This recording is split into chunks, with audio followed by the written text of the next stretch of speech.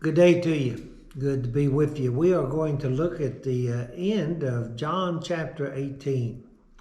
The chapter where we see Christ basically in his separation from his disciples and the separation from almost everything good. Coming up to why he came. Why he came was for this night. This was the night that he came for, so that he could offer up himself for us. We have seen in this chapter where he was arrested, where the servant of the high priest's ear was cut off and he put it back on. We can see where he stood up and told him, "I am he," not waiting for him to be identified by Judas. He just let it be known.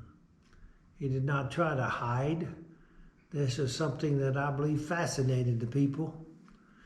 I think it would fascinate anyone. And then we can see that he went to the one, and then all of a sudden we're going to look in 28. It says, then they led Jesus from Cyprus to the Palmyra, which is basically, they sent him to the Roman court. Sent him to the Roman court, or the Roman headquarters of judgment. We need to know that because of what happened. It says they sent him there, and it was early morning. But they themselves did not go into the Roman court with them, or courtyard, lest they should be defiled, but that they might eat the Passover. This is the Jewish custom. If they went into a Gentile's home, they would not be able, they would be considered unclean for so many hours, and it was too close to the Passover. So they wouldn't be able to eat the Passover because they would be unclean. So they did not go in to that Roman court. Because that was the house of the Roman governor. It says, then Pilate, and he was the Roman, says, then Pilate then went out to him and said, he said, what is the charges do you bring against this man? And one said, hey, what? He went out to him, what's the charges you bringing against this man? And they answered and said to him, if he was not an evildoer, we would not have delivered him up to you. Basically, they didn't want him to judge. They wanted him to just kill him. They were saying, hey, it's our word that he's evil. We wouldn't even bring him to you if he wasn't evil. Well, this is not the way that I hope judges don't do any place. Just bring a condemned man, and they didn't even want to tell him what he was charged with. They just wanted him to kill him.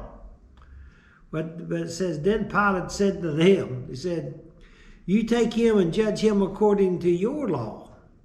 But then, therefore, the Jews said to him, it is not lawful for us to put one to death. It is not lawful for us. It was against the law. The Romans, when they came into a place, they said, well, you can't kill people. We have to okay it. They said it's not lawful for us to do this. They was putting the law of men before the law of God, in a way, right here. Matter of fact, I come to think of what Matthew said in Matthew 15:9, where the wording there is, it says, in vain do they teach for doctrine the commandments of men. Here we see the Pharisees and the Jewish priests. We see in this very end of this chapter, we see a very religious people. I mean a very religious people. But they wasn't religious according to God's law. They was religious according to their customs and what was good for them. I'm going to say something may upset people, but I'm going to say it. Today we have too many Pharisees in religion. We have people that are doing things in the name of God, but they're doing what keep them in power and get them rich and allow them to have their way. That's what's the matter with the religion in America. I'll take it back. That's not limited to America. That is always infected Judaism, and it has infected Christianity. Even in the New Testament church, the Church of Christ, it has seeped itself in. We need to realize here what they was doing. Now it says that the saying of Jesus might, he said, to put him to death, that the saying of Jesus might be fulfilled, which he spoke, signifying that he would die. Jesus said he would die. And they said, hey, we want him to die. Jesus knew that. It said, then Pilate entered the council house again and called Jesus and said to him. Now notice, they didn't tell him what Jesus was there for. They hadn't spoken anything about that. But then Jesus came in. He looked at Jesus and he said this, are you the King of the Jews? What? Did you hear anybody in the reading before say, are you, he says he's the King of the Jews? You didn't hear anybody saying that. You didn't have the high priest or any of the priests saying, oh, he says he is the king. No, you didn't hear that. But all of a sudden, from some place, this Roman leader, authority, governor, he looked at Jesus and said this. He said, are you the King of the Jews? I think this is fascinating. Jesus asked the only question that makes sense. Jesus asked him saying, are you speaking for yourself about this, or did others tell you concerning me? He said he wanted to know, just how did you find out? How did you come to know enough to ask this question? That's what he was saying. That's the secret of being a Christian, an evangelist, or a personal worker, whatever you want to call it, but someone that's sharing the gospel.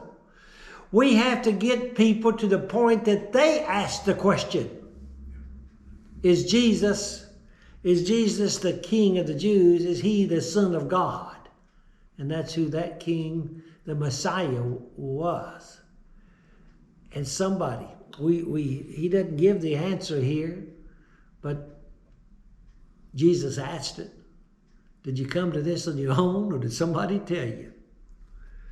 And Pilate answered and said, am I a Jew? Your own nation and the chief priest have delivered you to me. What have you done? He said, am I a Jew? He was thinking of the Jew, and he was still thinking, as a lot of people at that day think the King of the Jew was the King of the Jews, but he was the King from the Jews. If it makes sense, Jesus was the King that was going to be born of the seed of David, of the seed of Abraham, that was going to bring blessings to all people in all nations. That's the promise all the way back to Abraham in 18. Genesis 18. That's the promise that was made, that through thy seed, all the nations of the earth would be blessed. So here we can see this. Jesus and Pilate asked him, said, am I? And he said, what have you done? And Jesus answered, my kingdom is not of this world. If my kingdom was of this world, my servant would fight, so that I should not be delivered to the Jews. But now my kingdom is not from here. So he kind of answered the question. He wanted to know if he's a king. A king is a king of a kingdom. He said, my kingdom is not of this what? Of this world. And Pilate therefore said to him, are you a king then? And Jesus answered, ye say righteously that I am a king. For this cause I was born, and for this cause I had come into the world, that I should bear witness to the truth. Everyone who is of the truth hears my voice. He said, everyone. Notice, he said, everyone. Not the Jews that here, but he said, everyone. That's important as we go through the rest of this and through the rest of the New Testament. But Pilate, when he heard this, he said to him, what is truth? And when he had said this, he went out again to the Jews and said to them, I find no fault in him at all. He asked him, he said, what is truth? Well, the great thing about this, and if you remember back a couple of weeks, in John 17:17, where Jesus prayed to God and says, sanctify them through thy word is truth. John 17:17. What is truth? The truth that we can follow and know is right is the word and the teachings of God. And that's what he's saying. And I believe, I think, I have the opinion that this Roman was beginning to think along the line, is this the king of the Jews? Because he went and said, I find no what? Fault in him. So, by the way, if he find no fault in him, he could not say that Jesus is lying. Did you know that? Somebody said, well, did he become? Well, I tell you what, there's a lot of people that think that Jesus, follow me here, you're going to say, some of you, it's going to surprise. I think there's a lot of people that thinks Jesus is that Christ is, Jesus is Christ and Christ is the Son of God. I think there's a lot of people, but still yet they are not Christians. Somebody said, well, no. Because there's a lot of people that believe it but does not follow. A Christian is a disciple. A Christian is also a disciple. And a disciple, notice it says the disciples were first called Christian at Antioch. You look there in Acts. The disciples, that is the followers, are the Christians. You can believe in Jesus and be lost, because Jesus wants you to be a disciple, a follower, and that is what we must be. And notice in what happened, it says, I find no fault in him, but you have a custom that I should. Now notice, I find no fault in him, but you have a custom that I should release someone to you at the Passover. Do you therefore want me to release to you the King of the Jews? And they all cried out, saying, not this man, but Barabbas. And Barabbas was a robber. And for what I could understand and see about this, Barabbas, he was a robber. He was not robbing from the Romans. He was robbing from his fellow Jews.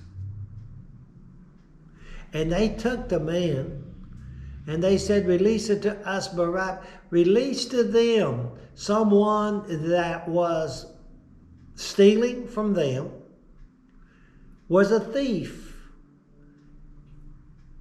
They had so much hatred. Because Jesus